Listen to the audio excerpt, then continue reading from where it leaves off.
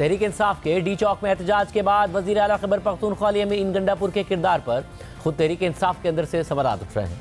शकूक व शुबहात जन्म ले रहे हैं। पहले अली अमीन गंडापुर एहतजाज की तमाम जिम्मेदारियों का मरकज़ थे, मगर अब तमाम तर तनकीद का मरकज़ बने हुए हैं। पार्टी के अंदर से उन पर शक का इजहार किया जा रहा है, क्योंकि हफ्ते को वज़ीर आला अली अमीन गंडापुर सख्त सिक्योरिटी हिसार के बावजूद तमाम रुकावटें अबूर करते हुए कारकुनों को लेकर इस्लामाबाद में डी चौक के करीब पहुँचे, एहतजाज में शरीक हुए, मगर फिर फ़ौरन ही वहाँ से खैबर पख्तूनख्वा हाउस चले गए और 24 घंटे से ज़ायद तक गायब रहे। इस दौरान PTI की क़यादत मुसलसल हुकूमत और इदारों पर इल्ज़ाम लगाती रही कि वज़ीर आला को गिरफ्तार कर लिया गया है, अगवा कर लिया गया है, हब्से बेजा में रखा गया है, जबरी गुमशुदगी हो गई है। मगर फिर 24 घंटे बाद अली अमीन गंडापुर इस्लामाबाद में नहीं बल्कि पेशावर में असेंबली के सेशन के दौरान सामने आ गए और फिर खुद बताया कि वो खैबर पख्तूनख्वा हाउस में ही थे, यानी किसी ने गिरफ्तार नहीं किया था। मगर अली अमीन गंडापुर की तरफ से बयान की गई इस कहानी पर PTI के अंदर से शक का इजहार किया जा रहा है। PTI के रहनुमा रऊफ हसन ने कहा है कि अली अमीन गंडापुर की कहानी में झोल है।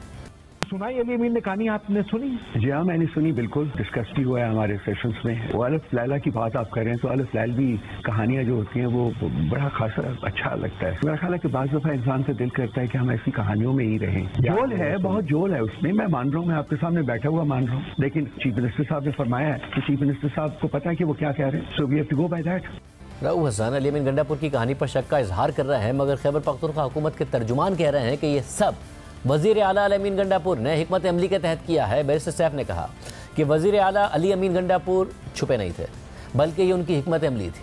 अली अमीन छुपा नहीं था, ये अली अमीन की स्ट्रेटजी थी। हमें भी पता था कि आगे मोटरवे पर रेंजर्स और रेंजर्स के पीछे पाक फौज खड़ी है। वज़ीर आला खैबर पख्तूनख्वा की गिरफ्तार करना चूँकि गैर कानूनी इकदाम था और हमें पता था इस बात का, इसलिए वज़ीर आला वहाँ से निकल गए। वो क्यों गिरफ्तारी दें, एक गैर कानूनी काम में हम क्यों मामलत करें। मगर सवाल उठ रहा है कि कारकुनों को डी चौक और इस्लामाबाद के दीगर मकामात में तनहा छोड़कर वज़ीर आला खैबर पख्तूनख्वा हाउस में क्यों छुपे रहे, और इस दौरान पार्टी की पूरी मरकज़ी क़यादत कहाँ थी। अगर ये हिकमत अमली थी तो मरकज़ी क़यादत भी उससे आगाह थी या नहीं थी। अगर आगाह थी तो हुकूमत पर अली अमीन गंडापुर को गायब करने का इल्ज़ाम क्यों लगा रही थी, और अगर मरकज़ी क़यादत ही आगाह नहीं थी तो अली अमीन गंडापुर ने यह हिकमत अमली किसके कहने पर या फिर किसकी मुशावरत से बनाई थी, और क्या इस हिकमत अमली के बाद इमरान खान उनसे मुतमईन होंगे या नाराज़ होंगे। दूसरी जानिब CDA ने खैबर पख्तूनख्वा हाउस के कुछ ब्लॉक सील कर दिए हैं। ज़राए के मुताबिक बिल्डिंग रूल्स की खिलाफ वर्जी पर मज़कूरा ब्लॉक्स को सील किया गया है। साथ ही एहतजाज के लिए खैबर पख्तूनख्वा की सरकारी मशीनरी के इस्तेमाल की तहकीकात के लिए वज़ारत दाखिला ने कमेटी भी तश्कील दे दी है, जबकि पुलिस ने PTI के रहनुमाओं समेत मुतअद्दिद कारकुनों को गिरफ्तार भी कर लिया है।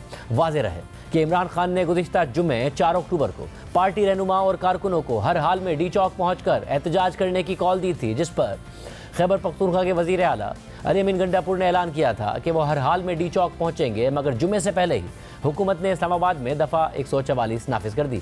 इस्लामाबाद और रावलपिंडी को मिलाने वाले तमाम रास्तों को कंटेनर से बंद कर दिया। साथ ही SCO कॉन्फ्रेंस के तनाजुर में इस्लामाबाद में सिविल इंतजामिया की मदद के लिए फ़ौज को भी तलब कर लिया।